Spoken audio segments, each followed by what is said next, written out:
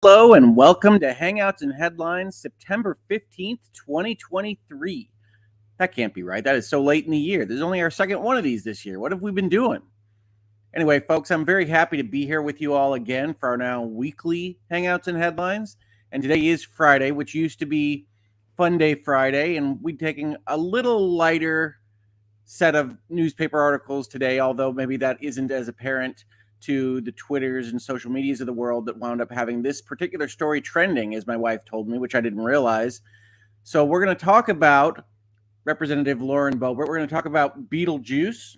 We're going to talk about theater behavior and the pandemic. Yes, YouTube, you can put your note down below. However you'd like to talk about the pandemic is up to you. But we're going to have fun before we do. We're going to do some hangouts first. So how's everybody doing today?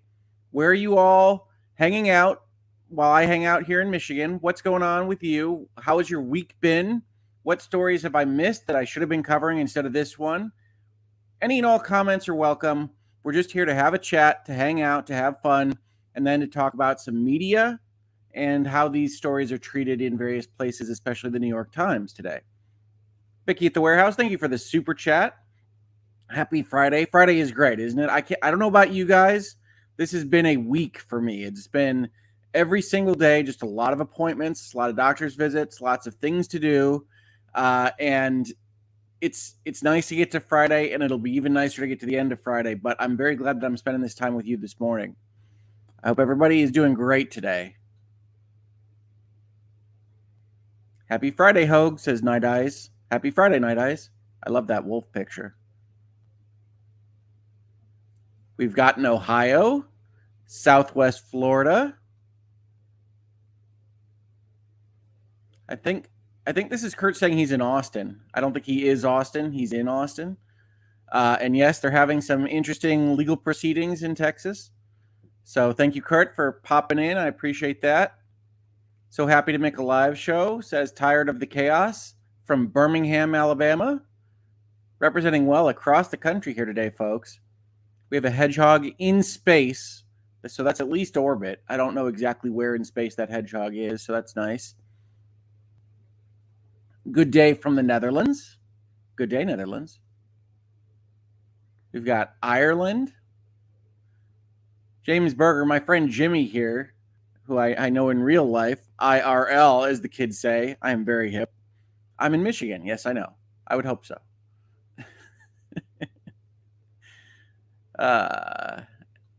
Lots of people chiming in. Going a little too fast to catch all of them. I'm sorry about that.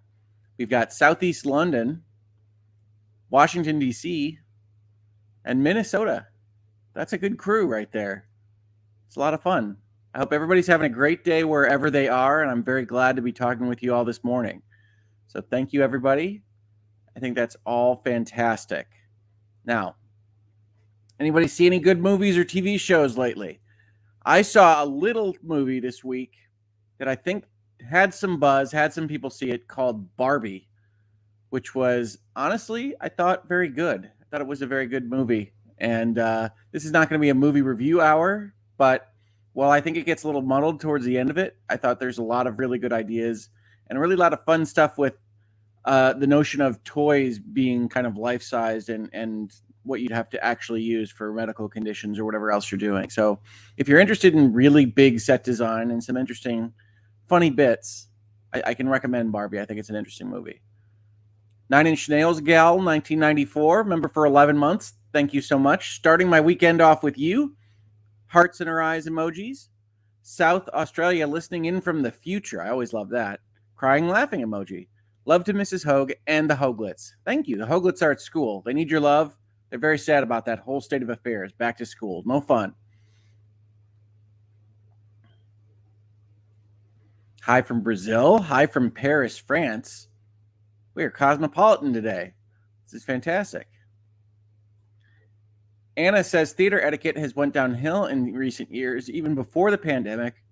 Yeah, well, we'll definitely talk about some of that because I think that's a part of this story and why it may or may not be as big of a story as some are presenting it as, but we'll talk about that definitely. Steeler with RSD says, you look great, Hoeg, and then says OHIO. You have to pardon our friends in Ohio. They sometimes forget how to spell their name. They constantly remind themselves so that they remember the next time they're talking about Ohio. And I'm just joking. I know that's your cheer down south. I get it. I get it. We can't do a cheer for Michigan. Our name is too long. We just shorten it to Go Blue. Did your girls love Barbie? My girls primarily like squishy things. So they like squishmallows. They like cute animal stuffies, that kind of thing. But they did have a dream house. They did have a couple of those kind of giant plastic edifices. And so I think I could recognize, even just watching the movie, how the toys were being used in a kind of life-size sense. And I thought it was just really smart.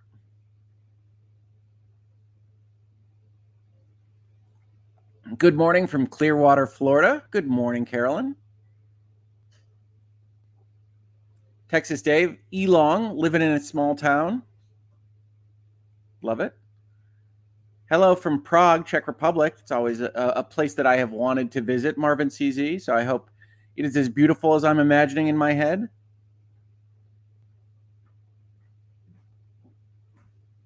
When I see people thanking for gifted memberships, it didn't pop up. I know Akaruki did some gifted memberships before the show started, so thank you very much for that. Anybody that wants to gift memberships, that's always much appreciated. Super chats, obviously much appreciated.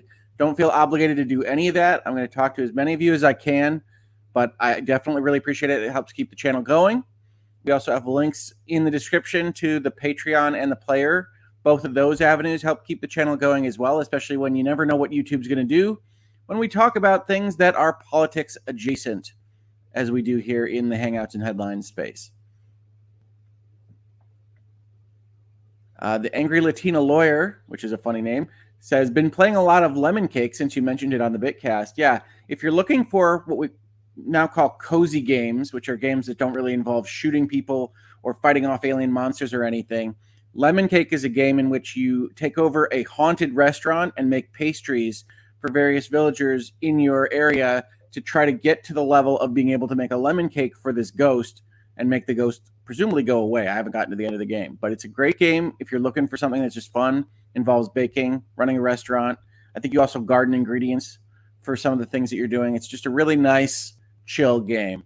So if that's what you're looking for, I can recommend Lemon Cake. Am I hyped for Final Fantasy VII Rebirth? I am looking forward to that game. Final Fantasy Remake was one of my favorites, but everything that happens in Rebirth is going to take place after a plot point that I really didn't like in Remake. So I would say that I'm cautiously optimistic for that game.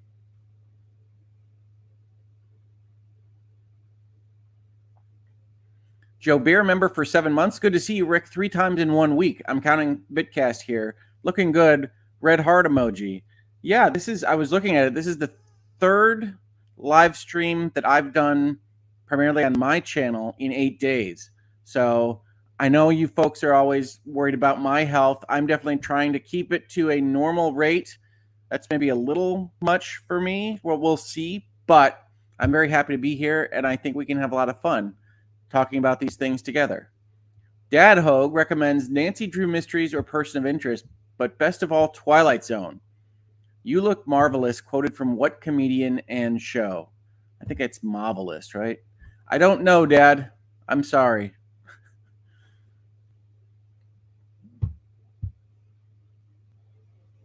Hi, Papa Hoeg.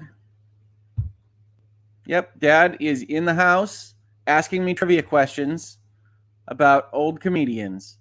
And technically speaking, he recommends the new Nancy Drew, not Nancy Drew Mysteries. That's a different show. But that's okay. We love you, Dad. Caught the VL episode on Replay Crew. Great to see Gaming Dino on the wall, even after a business meeting. Yeah, honestly, I was in a board meeting, and it was halfway through when I realized the Gaming Dino made an appearance at that board meeting. So we'll see. People commented on him, but they didn't hate him. So we'll see. Maybe Gaming Dino hangs out a little bit more at more official events in the future. We'll have to see.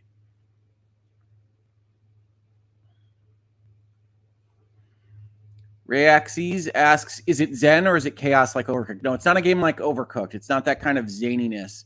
You do have time management as kind of keeping things flowing, but it is pretty chill. Lemon Cake is a chill game. Nancy Drew, where? OMG. Yeah, there's a Nancy Drew show that I think was on the CW that I had recommended to my parents because they like mysteries and they've liked Supernatural and Buffy the Vampire Slayer in the past and things like that. So Nancy Drew is very good, I would say. I would recommend that one as well, but it is of a certain quality, as my brother would say. It is very much a kind of CW show. But if you like mysteries, if you can deal with the supernatural in your mysteries, Nancy Drew is a show that turned out pretty well, I think. At least as far as I've seen. I haven't seen the whole show as of yet.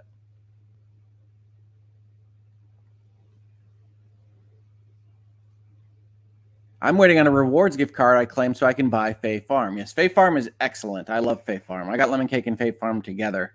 And so if you do like those kinds of cozy games, farming, cooking, meeting villagers, that kind of thing, I can recommend Fae Farm definitely. Normal rate for you, Hoeg, or normal for others? Asks Vintage Willow. No, not a normal rate for me before my stroke. I think we're going to try to keep it to maybe 4 a week, maybe. But if you actually go and look at what I was doing at the end of last year, I was doing about 12 to 15 a week. And I love that. I love to work. You heard me say that at the end of last year. But that's clearly too much, especially for right now. But it's too much probably in the long run in any event. I do not want to have another stroke. I can tell you that. It's not a good thing. I don't recommend it. It's not an experience I recommend. 9 Inch Nails Gal 1994, supporting a favorite so they keep coming back. Crying laughing emoji and kind of a wink smirk emoji. Thank you, 9 Inch Nails Gal 1994. I really appreciate it. And I really appreciate the super chat. Totally Jersey says it's Billy Crystal from Saturday Night Live with the You Look Marvelous. So thank you, chat. I can always depend on the wisdom of the chat. And you can get me out of those trivia questions that Dad is apparently using the super chat money for. Hedgehog in Space says reasonable minds can differ. Crying laughing emoji. Yes, they can, in fact. Kayla Sanchez asks, have you played Dave the Diver? Oh, yes, I have played Dave the Diver. Dave the Diver is another fun game where you go and you dive and you catch fish and you bring those fish to a sushi restaurant and you cook that sushi and make your patrons happy that way. The difference in that game is that it's much more of a kind of elaborate dungeoneering game in the water. It has kind of a Metroid element and a lot of things happen there, and there's a lot of mini games and various things happen. Dave the Diver is more ambitious than Lemon Cake, but it's also kind of more gamey, right? There's more losing conditions. There's more kind of challenge in a Dave the Diver than there is in Lemon Cake, but I like them both. They're both good games. When will Lawyers and Dragons start up again, says Elong. I don't know. Honestly, it takes a little bit of effort to get the whole crew together, and everybody's busy and doing various things. If you haven't seen, David over at Prototopics is working on his own engine to make storytelling games, and he's going through that whole process while also running a number of different games on his channel. So if you do like Lawyers and Dragons, check out Prototopics. But I don't know when or if we'll have a season 3 or when that might be. Sibling Creature says, I love Person of Interest. Yeah, we're just getting into the sci-fi stuff now as I watch it with my dad. So we'll see if he still likes it after that, but it's a good show. Gaming Dino is corporate art. What's not to love? I don't know. See, I think if I had this on the wall at my old law firm, I would have gotten a closed door. Rick, can we talk about something real quick meeting? So we'll see. Lions are going 17-0, baby. Well, they're 1-0, so they're on their way, but I think we still have a ways to go before they have a perfect season. But we'll see. Ludwig asks, did you see that the credible threat that caused Unity to close all their offices was posted by a Unity employee? I did see that this morning. And I want to look into that a little bit further, but that's an odd state of affairs, isn't it? So if you didn't follow the Unity story, check out the Virtual Legality. I did. There was a live Virtual Legality episode on the Unity terms and conditions and their new business model. That's a video game related topic, but if you're interested in it at all, it is on the channel. And we may wind up doing more live virtual legalities than the kind of packaged video on demand virtual legalities in the future, because I do think people like those and we can answer questions on the fly and fill in any blanks that I might have missed on my own. Elia Hell says the Nancy Drew show totally butchered the book, sadly. As a diehard Drew fan, I am gutted. I have no doubt that it is not a true reflection of the Nancy Drew books or stories. It's using names and some places in a way to kind of capture some of the old audience, but I have no doubt that it's not the same. I can't claim to have read a lot of Nancy Drew. I read a lot of Three Investigators when I was of the age to read kind of kids' mystery stories, but that's a totally fair position to take. I just like the show kind of on its own, not as a reflection of stories I didn't read. Vincent J says, first time catching you live in a while. I haven't been on live very often until this last couple of weeks. Been following weekly, already looking forward to the end of year conversation with your brother. Yeah, hopefully we get to do that again because it's been a heck of a year. And I would love to have a conversation about the best games of the year with Tom, but we'll see. We'll see. I think that would be a great time, and I hope to see you there if we get one done. Thank you, Vincent J. I really appreciate the super chat. Kurt says 4 a week is fire. Well, I like to do things. I like to work. I like to be productive. And yes, I'm working through some of that with my therapist right now, as a matter of fact. But yes, it's going to be interesting to see where I wind up. I have a much better kind of cognizance of where my boundaries are and what I can sustain and what I need to do and what I can do. So we'll see where it winds up. I'm trying to stay as flexible as possible for what we wind up doing. But I really appreciate everybody being in favor of dropping in and seeing some videos on the channel here. Sardinism says, Hoeg's family review of Stroke, 0 out of 10. Do not recommend? Absolutely. Do not recommend at all. As I said last week in Hangouts and Headlines, if you do have any concerns about headaches or blood pressure or anything else, check that blood pressure. There are really great devices you can get at like the CVS that can look at your blood pressure whenever you like. And it's a very simple process, and I do it every day. So don't be me. Don't be Rick. Don't find yourself in the ICU and getting brain surgery on a random day in January. Make sure you check out these things, see your doctor, and I will try not to nag you too much with that in this space, but I will mention it from time to time.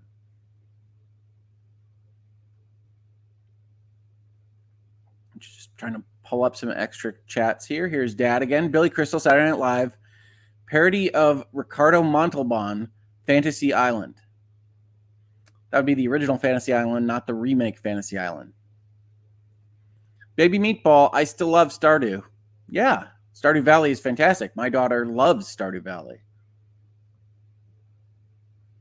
Vintage Willow says, I'm planning on checking out Palia after it was mentioned on Bitcast a while ago. Yep, that's a big cozy game. That's a World of Warcraft MMO style cozy game. So absolutely check that out. Palia is very interesting. Sardinism says, I'm trying to finish Dredge. Dredge is cool.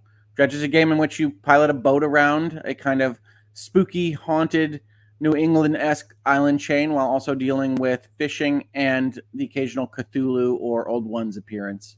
It's an excellent video game. A lot of fun. Henhouse Bathco says, my son and his friends love the trucking sim you mentioned. Trucking sim. I don't honestly know what trucking sim I mentioned, but I do like SnowRunner. That's a kind of trucking sim. I do like Euro Truck Simulator. That is a trucking sim right in the title. So maybe I mentioned those in the past, and I hope your son and his friends continue to love whatever it is that I mentioned.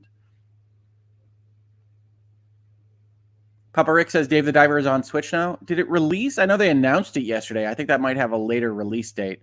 But Dave the Diver is excellent. If you want to play it, if it is on Switch, when it comes on Switch, I highly recommend it. It would make a great Switch game. Hoeg, have you played Unraveled 1 or 2? I played Unraveled 1. The story of a yarn person making his way through the world. I have not played Unraveled 2. I thought they were good. I thought the one I played was good. I can't speak to the second one, but I imagine it was much the same. I feel like Dave the Diver is going to win Indie of the Year at TGA, hit the right mix of critical acclaim and reach.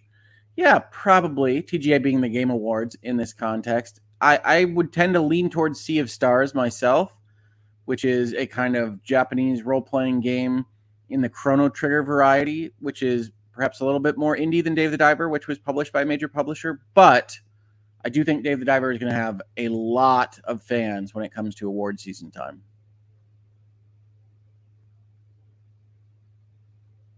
Let's see what else we've got here in the chat.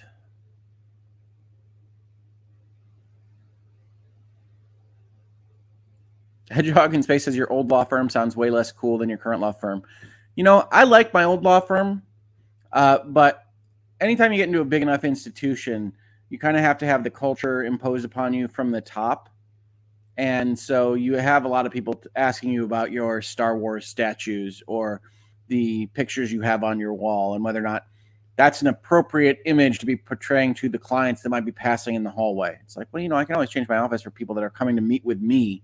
But as for people in the hallway, I don't know. And so, yeah, I can imagine having those conversations. But as for less cool, you know, running your own business has a lot of upside and a lot of downside. The upside is you do get to set your own decor and things of that nature. The downside is you live in a certain amount of existential fear of survival at all times. So you have to have a certain kind of acceptance of that. And if you can have that acceptance, you can be an entrepreneur, you can run your own business, you can go that way. But it may or may not give you a stroke, depending. So yeah, we'll see. We'll see. Katie Cotton says, speaking of butchering the book, the new Foundation Season 2 is much better than Season 1. I haven't watched Foundation Season 2, but yeah, I would say Foundation Season 1 is one of those where I thought it was a decent enough show that had virtually nothing to do with the books that I could recognize. And so I try to separate those things. I'm not always the best at it. But yeah, if Foundation Season 2 is closer to what the books were, I think that would be an improvement overall to a fan of the books. Absolutely. LCT says, oh, I'd given up on Foundation. Yeah, I don't think it's very close to what the books were. At Jong in Space, the struggle is real. I have to treat executive function like mana so that I remember to keep some energy in reserve. That would be great. Yeah, I've often thought it might be useful to actually have Sims bars that you could see where your various energy levels were, what your needs were, in a way that wasn't quite as opaque as actually living life is. But, you know, gamification can only go so far. I definitely think that executive function, that organizational ability, is not something I thought about much before this whole medical incident, and now I think about it basically all the time, maintaining those spoons, as we talked about last week. 9 Inch Nails Gal 1994 says, less a Nancy Drew and more a Famous Five gal. I don't even know Famous Five, so I apologize for that. I know Nancy Drew and Hardy Boys and Three Investigators, and I think that might be it. I might just be forgetting things that I read when I was like 12, but I don't know Famous Five.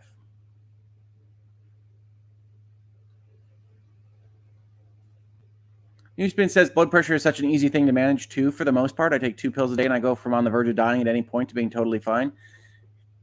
Yes, I think there's some truth to that. Obviously, your mileage may vary. We don't give medical advice here, YouTube. We're not trying to take anybody's jobs. But yes, I am also able to manage my blood pressure with medication. Maybe not easily, but relatively contentedly, not with huge amounts of concern. And I watch that blood pressure all the time now. So yeah, it is one of those things that modern medicine can usually handle. And so I don't want anybody to ignore it if they have any concerns whatsoever. Renee J says, was just thinking about Hangouts and Headlines last night. Been really busy, but so happy to see you and have some time this morning. Thank you, Renee J. That's fantastic. I'm happy to see you too, and thank you for the super chat. Chrissy Lee says, I've had 7 brain surgeries, but your progress has been so inspiring to me and to all of us. Blushing, happy, smiling emoji. Well, that is very generous of you all. I was just talking to my wife about this the other day. I don't feel inspiring. I don't feel like I'm doing anything but what I've been told to do and kind of focusing on what needs to be done to get back to a level where I want to be in my life. But that's very nice of you to say. And I'm so thankful that being out here and doing these things and trying to get as better as I can is something that helps other people in the world. That makes me so happy. So Chrissy Lee, if I'm inspiring, I really appreciate it because I don't feel it myself, but I'm glad to hear it. Thank you so much. Obsidian says, against Tide, no, definitely not family friendly. What is not family friendly? Nancy Drew? Nancy Drew has some typical kind of CW stylings.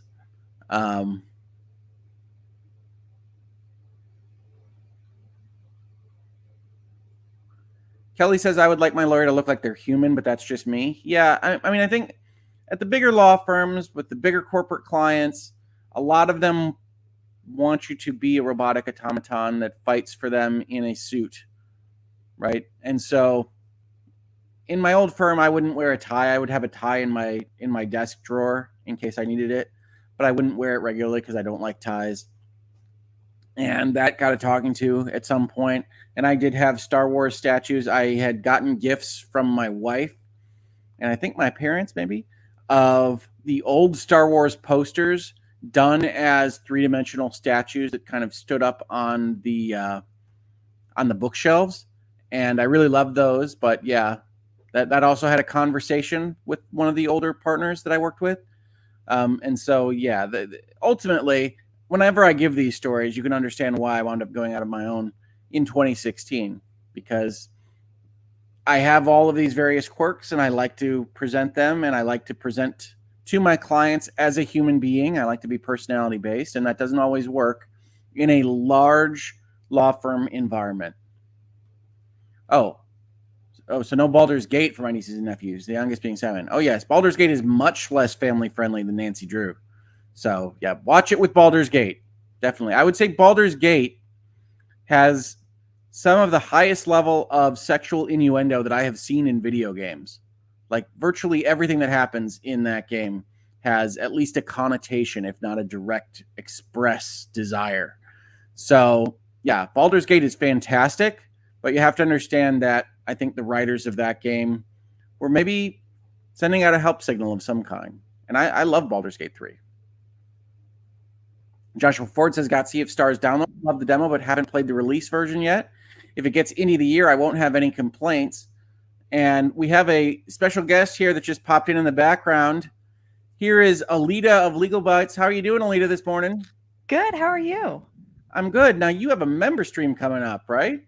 Yes, I do. In about 30 minutes. So I wanted to just at least pop in for just a little bit to say hi and see what non-controversial headline you're talking about this week. I was going to say, I try to avoid the politics a little bit, but they have the best and most interesting headlines to talk about how media covers things.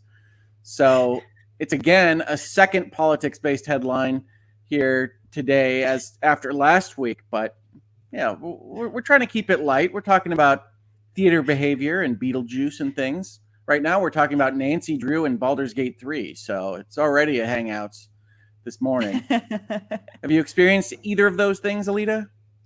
No, actually, I don't think I read any Nancy Drew books, and I've never played Baldur's Gate, nor has. Oh, the YouTubes decided that they could not abide by anyone who says they haven't played Baldur's Gate, so we lost you after that. But that is A-okay, Alita. Yeah, that must have been part of one of my wonderful internet quirks. That is A-okay. We got Papa Hoeg still in the house, expounding on the virtues of the Foundation trilogy. This is one of his favorite book series. The Foundation trilogy is one of the greatest science fiction works of all time. You heard it here first, folks. Read the books if you can. Nothing like season 1 of the show. And he liked season 1, but it isn't like the books. So yes. We were also talking about the fact that the Nancy Drew show that I've recommended to my parents is nothing like the Nancy Drew books. So, yes. Alita is connecting through like Skynet or something, but maybe she'll pop back on in a minute. We will see. Crazy Cat Queen says, thank you for the recommendation to my dad. I actually own the trilogy, but never got to it. LOL. Yeah, I think you'll like it. Foundation is a really interesting, kind of weird set of books that primarily doesn't feature action and features historians talking at each other. But if you can get behind that, I think it's a very interesting story.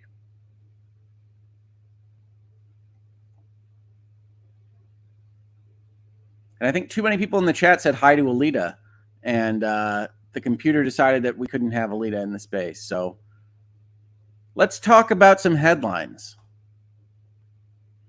So in the thumbnail, I highlighted the New York Times headline, but I want to start with the actual baseline story here in the Denver Post. And we'll put Alita back on the camera here. Lauren Boebert escorted out of Beetlejuice musical in Denver after causing a disturbance. And that's a pretty kind of genteel headline from the Denver Post. It doesn't say much. Boebert campaign manager says Congresswoman was just enthusiastically enjoying Sunday's show. And this is kind of the origin point for this story, which my wife informed me became a trending and hot topic over the course of the week here. U.S. Representative Lauren Boebert was escorted out of a Sunday night performance of the Beetlejuice musical in downtown Denver, accused by venue officials of vaping, singing, recording, and causing a disturbance during the performance. The individuals were previously issued a warning during the intermission regarding their behavior that prompted 3 complaints from other theatergoers, the report says. The report does not name Boebert as one of the patrons or identify the other person, but her campaign office, while disputing the behavior alleged, confirmed that she was escorted from the Buell, the theater, on Sunday night during the Beetlejuice show. The incident report states that after receiving the intermission warning, about 5 minutes into the second act, security officials received another complaint about the patrons being loud, and at the time, they were recording. Taking pictures or recording is not permitted at shows, which we can totally understand. The report quotes one of the ushers. They told me they would not leave. I told them that they needed to leave the theater, and if they do not, they will be trespassing. The patrons said they would not leave. I told them I would be going to get the Denver police. They said, go get them. Then this continues. I can confirm the stunning and salacious rumors. In her personal time, Congresswoman Lauren Boebert is indeed a supporter of the performing arts, gasp, and to the dismay of a select few, enthusiastically enjoyed a weekend performance of Beetlejuice, her PR, Sexton wrote in a statement. He noted that the Post's review of the show last week described it as zany, outrageous, and a lusty riot, implying that this kind of behavior should be allowed. And then we continue on. You can see this surveillance video here.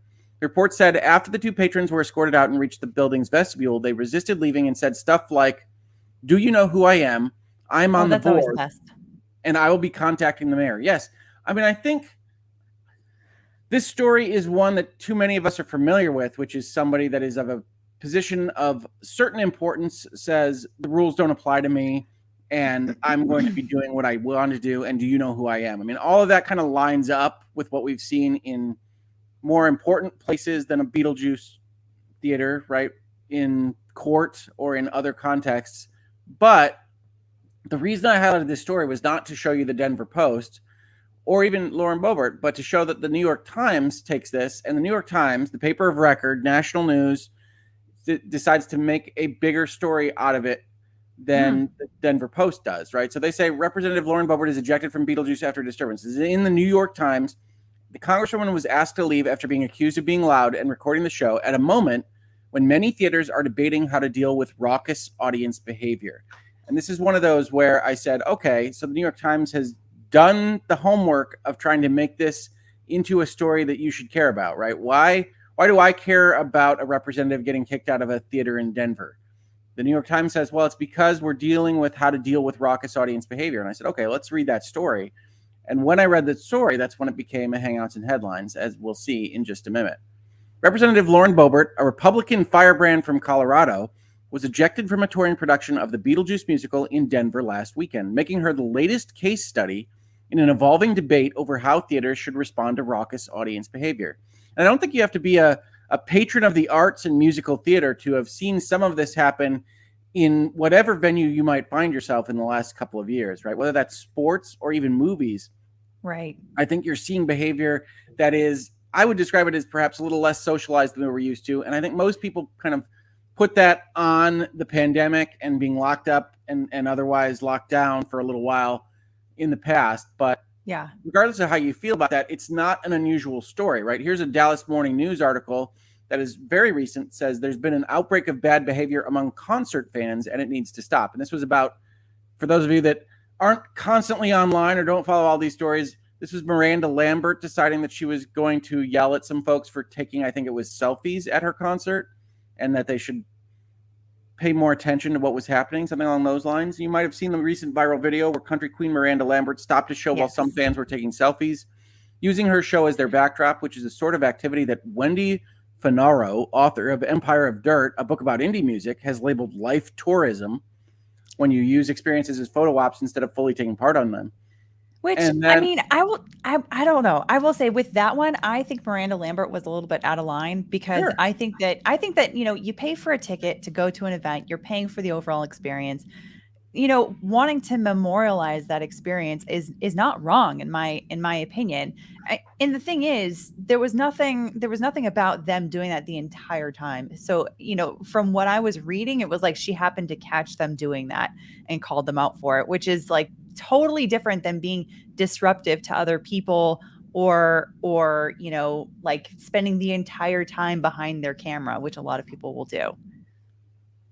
yeah, no, Sorry, I I totally I interrupted. agree. In the details on this particular story, it never made a lot of sense to me, but I do think you get the impression that some of these folks are just kind of at their wits' end with how people are kind of behaving, right? Yeah. So I mean, I Yeah. think you've got situations where Miranda Lambert does this. You've got stories in sports of people throwing things a lot more often. You've got all of this kind of behavior that's just Yeah, different. I was gonna say, same thing at other concerts. I mean, how many female artists have had things pelted at them on stage in recent months? It's kind of a weird trend that sort of started. I can't remember who was the first one that got something thrown at her. But no, I definitely agree that there does seem to be some sort of a growing trend with that, which is Yeah, I unfortunate. think so. And I think they're doing studies and they're looking at various aspects of this. It seems to be a ramification of lockdowns and that kind of culture. Other people kind of ascribe it to social media in general, right? You may have seen various videos of people acting certain ways in restaurants and potentially impacting others' enjoyment of their meals and things along those lines. When you try to put yourself on camera more often, that kind of thing can happen. But the point I'm trying to make here is that it's not a terribly unusual story for current year, as it were. And so this is interesting. And I'm not going to defend politicians. I think there's a whole thread of folks that will say, "Do you know who I am?" in certain instances and not believe the rules will apply to them. But I think it pops up on the New York Times primarily because of this second paragraph. Ms. Boebert was accused of causing a disturbance at the show, according to an incident report from the city of Denver. The accusation is not an unfamiliar one for Ms. Boebert. Last year, she heckled President Biden during the State of the Union, and the previous year, she refused a search of her bag by Capitol Security. So if you don't know, if you're not from the United States, Lauren Boebert is, as the New York Times says here in the first sentence, a Republican firebrand and very much not kind of on the Biden administration's good side, right? If you look at the Wikipedia entry here, it says a member of the Republican Party. Boebert is known for her gun rights advocacy. In Congress, Boebert has associated herself with the conservative Republican Study Committee, the right-wing Freedom Caucus, of which she became the communications chair in January 2022, and the pro-gun Second Amendment Caucus. Boebert's views are broadly considered far-right. She's an ally and supporter of former President Donald Trump. And we're not going to read most of the rest of this paragraph because Google has a tendency to really hate it when I say some of these words in here. So we're not going to, but it's worth noting that that kind of positions her on the opposite side of where we would traditionally see the New York Times presenting these things. And that's neither here nor there, right? I just am pointing out that there is a certain expectation when you've got coverage of politicians and politics that various of these pieces of media will perhaps elevate some of these stories when it serves to shine a poor light on someone they view as kind of an enemy of their particular side of things. So you get this second paragraph right early on, and that's after a description as a Republican firebrand. So these are essentially media signals right in the top of the article about how you should feel about this from the start. And then when they describe the behavior, you go, "Oh yeah, that's right. That's a Republican firebrand." Right? Mm-hmm. And it very well might be, right? But I think that when you highlight these things, you're also choosing what is going in the record, right? The New York Times famously calls itself the paper of record. And I'm going to get this article tab right in a second. And they go so far as to write an entire article about what record means about themselves, because that's the New York Times. And so you can see they consider themselves essentially the deciders of what is news. And when they highlight something on a national basis, it should have a national impact. They say that this is going to tie into how folks are treating theater rules. We'll see that it doesn't quite get there. Denver Center for the Performing Arts, which includes the Buell Theater, where Beetlejuice is now running, issued a brief statement saying that it has a set of guest policies and that we were informed that 2 patrons were not adhering to the policies, which eventually led to them being escorted from the theater. And then we have that quote from above, which is from their press release. You can see, I can confirm the starting and salacious rumors in her personal time. Congresswoman Lauren Boebert is indeed a supporter of the performing arts.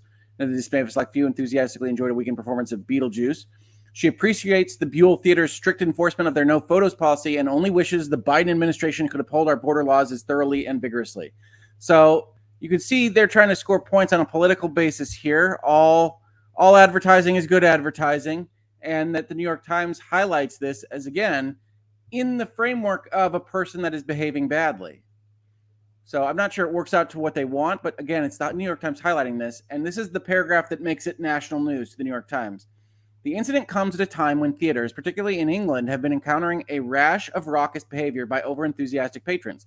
You might think this is where you might put examples for someone that doesn't follow the English musical theater or even normal theater scene, but we don't have them, and have been struggling with whether and how to restrict such behavior. Perhaps a link to another article. Those concerns also exist on Broadway, where we're located, right, New York City, but there have been fewer highly publicized confrontations. In fact, there are none in this article, right? And so you get a sense that Lauren Boebert is trending. She's in the Denver Post. People are interested in the story, and the New York Times says we got to get in on that. And they don't even have kind of the desire to hit the last paragraph here with what we would traditionally think of as pretty easy stuff to find, right? If this is true, then you should be able to describe it a little bit more, well, fulsomely. Sorry, I've been trying to avoid my bingo words, but I can't. No, we're looking for your bingo words. we are all waiting for your bingo words, Rick. Well, I got Final Fantasy even at the top. But yeah, so this was when I got to the end of this article, I was surprised. I said, wait a minute, that isn't what you said it was, right? You know, if you're the New York Times, you know you can't just say, hey, look at this Republican acting badly in a theater in Denver. So you tie it into some kind of story of more importance, and then you don't even do the homework that is necessary to kind of tie it in. I expected this article to go for another page from here, and it's just this paragraph, and then it's the writer. And so I think we've got a situation here where politics tends to take over for media thought process here. And I have no problem with people calling out behavior that has someone saying, do you know who I am? And vaping at someone and all these various things. And we'll talk about that a little bit more in a second. But I do want the papers, especially that claim kind of international and national prestige, to be careful with what they're doing on these kinds of things. And if you're reading this and you hate Republicans, that's great. You can look at this and say, all right, my thought process is correct, but understand that this is coming through a filter of a news media that is presenting this to you because of that.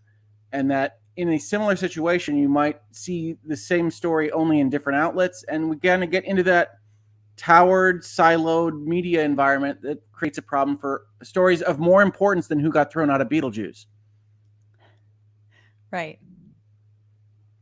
Yeah, I mean, I definitely agree. I was ready for there to be more to this article. And if someone was making, let's say we were, I was making a YouTube video about this subject, if I just said that last paragraph and didn't include some kind of visual with it or some kind of clip as an example of these things that, that I'm talking about in there, something going on in England in, some recorded behavior, in some sort of a live show, something on Broadway that's also been, somehow shared on the internet. That's going to be a much more engaging kind of argument anyway. So it's really disappointing to see that they're just oh yeah, and these things are also happening too.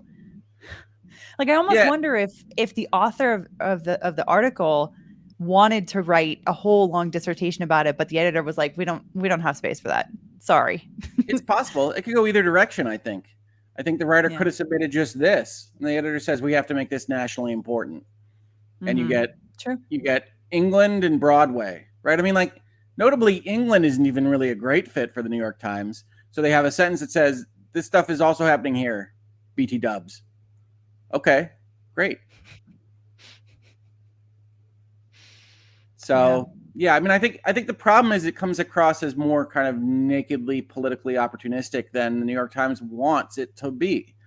And so these kinds of articles, I think Ian Runkle was on last week saying, you always want to look most cautiously at the things that match your own worldview. And this is one of those areas where I think it's very easy to look at the behavior here and look at some of the reports. And we're going to look at a little bit more in just a minute here and say, oh yeah, no, that's a bad person. We can bad person them there because we don't like her anyway. We don't like her anyway, right? And so the Denver Post follows up with another opinion here. This is technically an opinion piece. It's not super different from their news item, but it has a little bit more reporting. And it says, Boebert's outrageous behavior at Beetlejuice shows, again, her astounding sense of entitlement. And I think these are totally fair criticisms of what is described in the police reports and things like that, including, and I think the highlights got lost here, but including that she apparently vaped at a pregnant woman. Ooh. Yes. Boebert didn't care if she ruined the musical Beetlejuice playing at the Buell Theater for anyone else, and she certainly didn't care if the pregnant woman sitting behind her had to breathe her secondhand smoke from a vape pen. Boebert denies that she was vaping, although she did admit to taking photos of the live performance. The woman sitting directly behind Boebert shared her story with the Post in the condition of anonymity out of fear that there would be backlash from the congresswoman and her supporters. She provided me with a receipt for her tickets and a photo from the event that shows Boebert seated in front of her.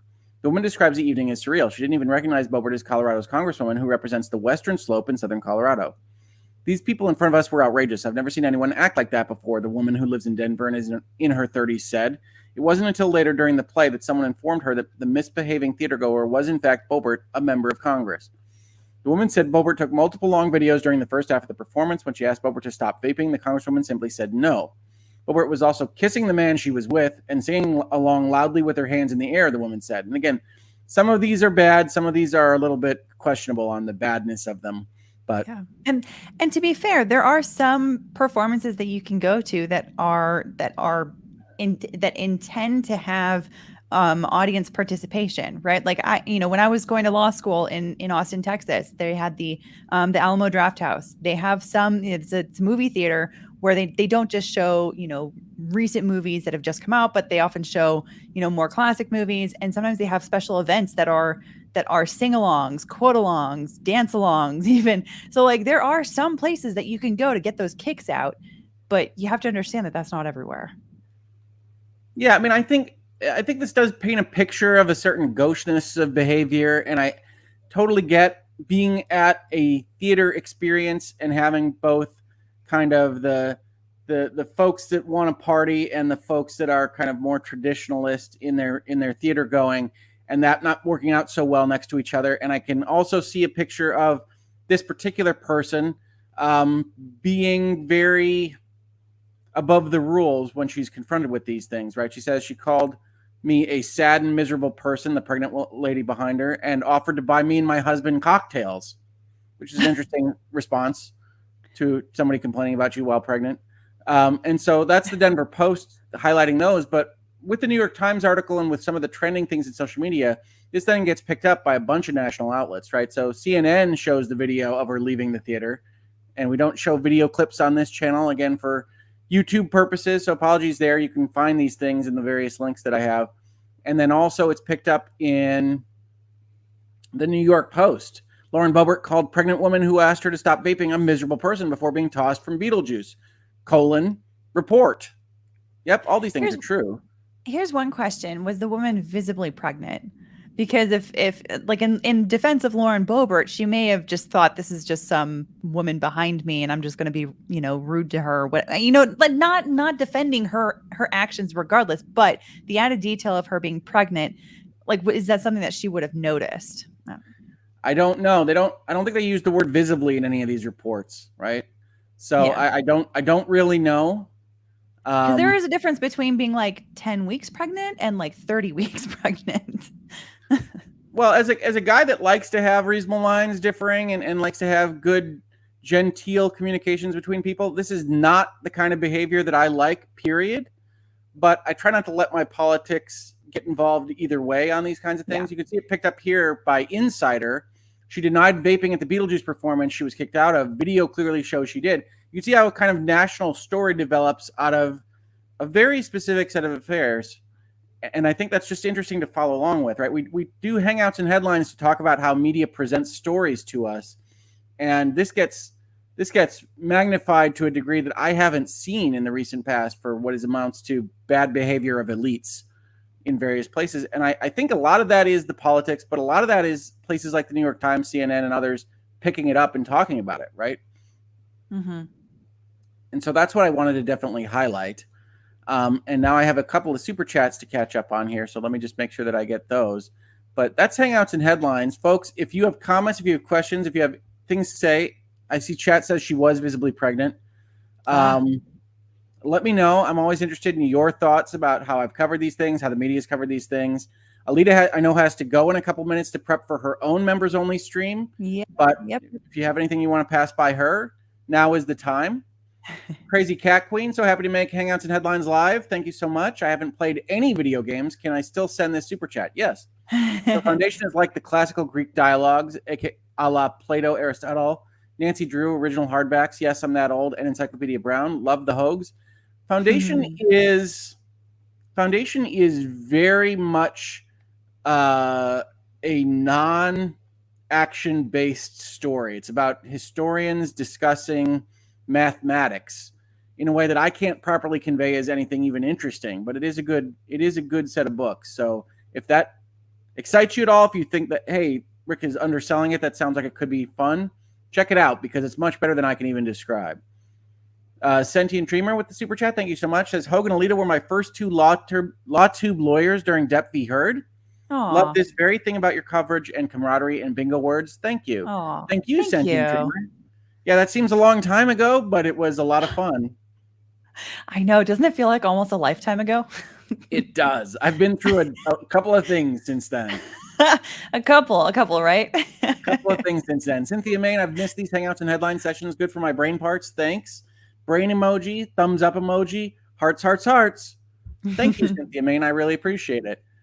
Yeah, I love having these conversations, and I just really think it's interesting to see how these things get filtered through our understanding, right? So even after I put up this video and got ready for this discussion, my wife says to me last night, did you know that was trending?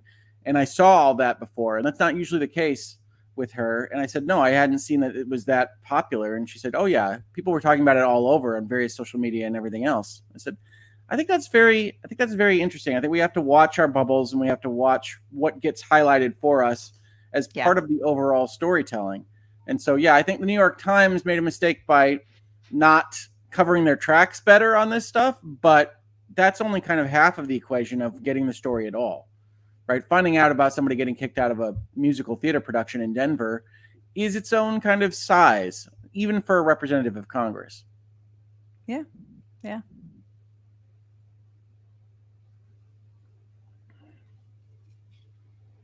So, and then Mary Jane says Adele defended her Noisy fan at a concert.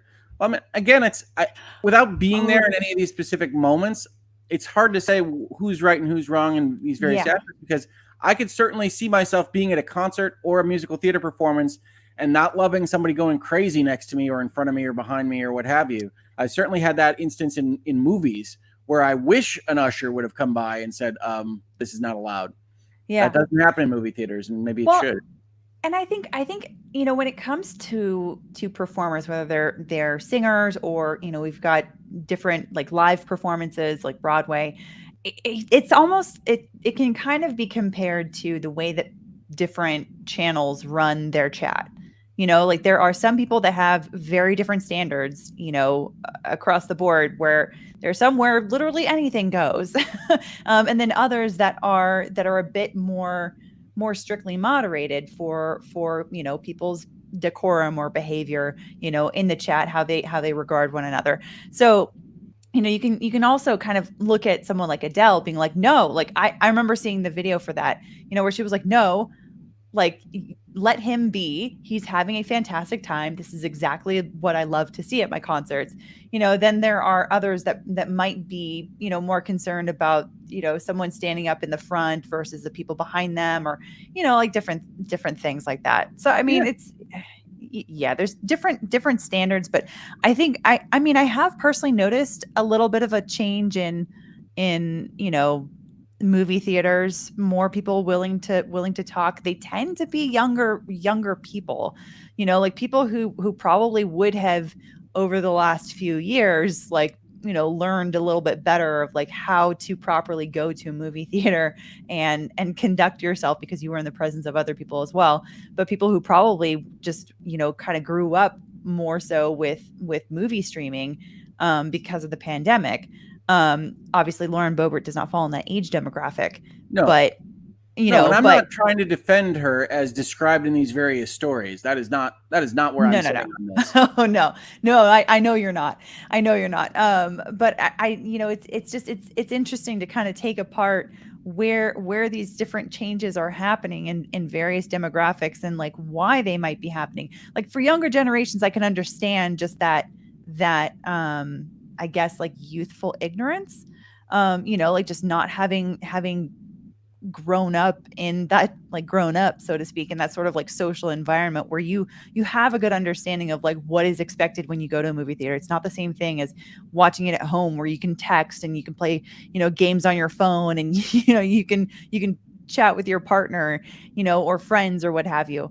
I think it's the pulling out of phones that I've noticed the most often going to movies like this summer and a little bit prior to. People just having no compunction about pulling out their phones. And I sit here and try to evaluate, right? Like I don't just want to be old man shouts at cloud, but it's also like you can't negatively impact other people's experiences. They paid for the seat too, and like all these various things where I just want folks to get along. Essentially, I want people to be able to enjoy their experiences. They will.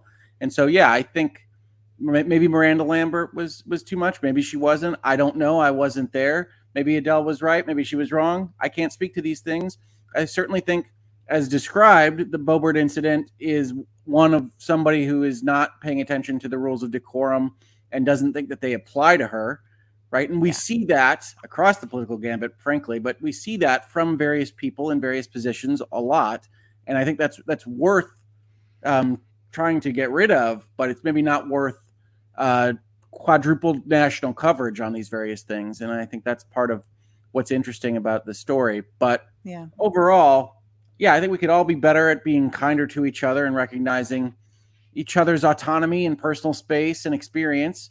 I think when you talk about selfies as a for instance, I think absolutely it makes sense to record that you were at a concert with a friend or enjoying yourselves in these various things. But I do tend to get a little shouting at cloud when I'm behind a bunch of people holding their phones up, where it's like, okay, maybe if you just experience this, you'd have a better time, and then I'd be able to see a little bit better if there weren't 600 phones in front of me. So maybe we should work on that a little bit. Mr. Bites and I over the summer when we were back in California, we went to a concert in LA. And it was one of those things that, like, we definitely saw a lot of that at this concert. It was a smaller venue, like a smaller band that Mr. Bites loves. But he and I both would occasionally take out our phones too. But I always, like, every time I did, I remember thinking to myself, like, am I going to watch this later? Like, am I going to, like, maybe some of it, but I'm definitely not going to sit and watch the entire concert recorded all over again. So I would always keep it to like a very, very small minimum, to just certain portions of like different songs that we really knew and loved and like would want to actually relive again. So, but there's always that sort of dilemma that, like, I don't know, it's nice to sort of remind yourself in that moment, if you feel tempted to just, like, to record everything, to step back and be like, will this get revisited? Like, will this end up in some photo album? Will I actually look at this? I don't know. Maybe not. In which case, maybe it's just better to actually be present and observe and take in the moment for what it is. Yeah, no, I think so. And it's something that a lot of people can only answer for themselves. But then you toss on, how is this affecting the people around me? And I think you can have good and interesting conversations about that. But I don't know that it's a national conversation just because one or more of you might be a congressperson.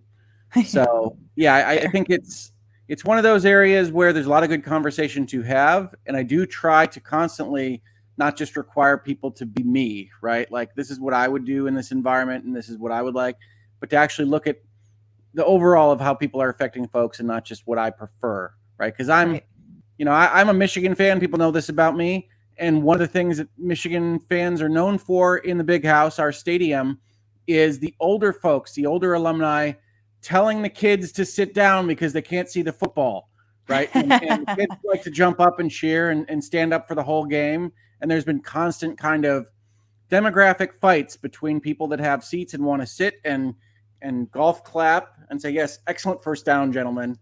And the other folks that want to dance to Mr. Brightside and shout at the University of Michigan football team. So it's something I'm familiar with, and it's gotten worse, I think, a little bit as loss of socialization has kicked in. But I don't think it is something that you can just answer in every specific instance for every person in every venue. So unfortunately, folks, a lot of the questions of dealing with humanity and being a human being yourself are ad hoc and have to deal with a lot of the minutia of what's happening at the moment in time, or as the lawyers would say, it depends, right? And so that's always a fun answer, but it's often the most true because life is complicated, and that's what living is figuring out how these things work in various ways. But yes, I'm not defending Ms. Boebert from what is described, and there is video on Insider of her vaping. So I mean, some of the stuff is what it is. But is it a national news story? I'm not quite as sure. And I think it's worth analyzing why things become national news stories when they do. So I think that's Hangouts and Headlines today. I know you got to go, Alita. Yeah, I was just going to say I got to head out. I'm a few minutes late to my own stream, but that's okay. It was great hanging out with you. Of course. Thanks so much for having me. Oh, absolutely. I missed these. Yeah, these are fun. I like having conversations with folks. I'm very glad I get to do them with my friends. Yeah. Thank you, Alita. Have a great member stream. All righty. See ya. Okay, bye. Bye-bye.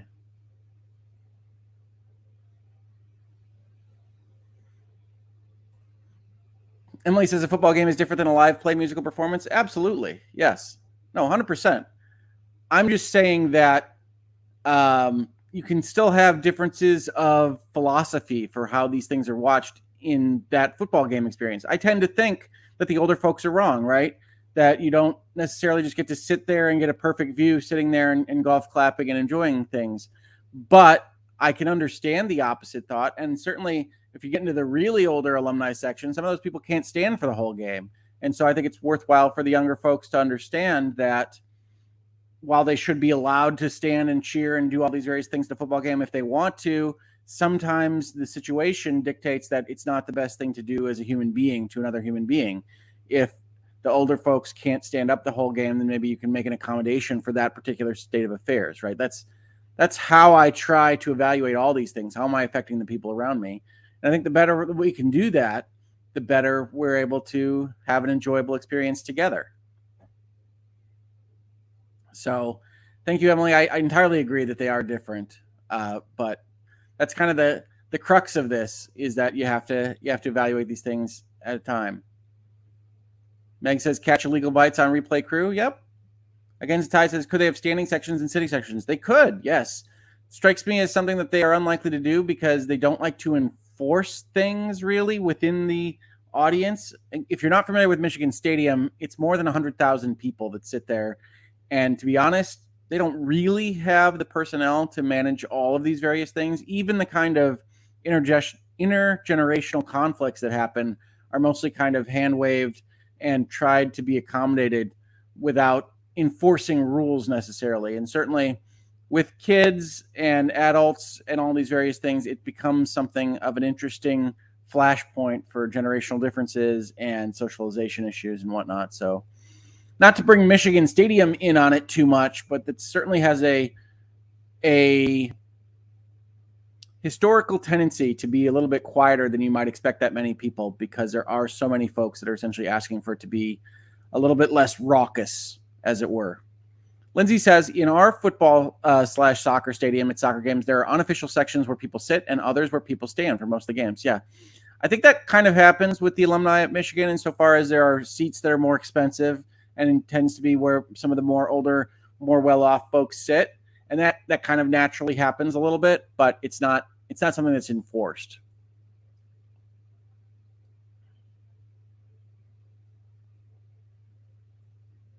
And Kelly C says, the section with students being right next to the old alums makes it difficult. That's true. The student section is probably not ideally placed in Michigan Stadium for what the students want to do at a college football game on a Saturday in the fall. So yes, I don't know how we got talking about Michigan football specifically, but I'm glad we did. I feel good about that. So folks, thank you so much for dropping in. If you have any other thoughts on Lauren Boebert or the Beetlejuice musical, is this something good? If it comes around my area, is this something I should see? I don't know anything about it until I was looking at these stories. I appreciate your recommendations on musical theater as much as anything. I love musical theater, and I don't get to see it enough. So let me know. Otherwise, this will be Hangouts and Headlines for today, and I will leave you to have your wonderful Friday and hopefully wonderful weekend as we go. So thank you, everybody. And I'm going to get an extra done for this show so we don't have to just kind of have me exit the stream kind of violently. But until we do, right now, we're just going to stop streaming. Have a great one, everybody.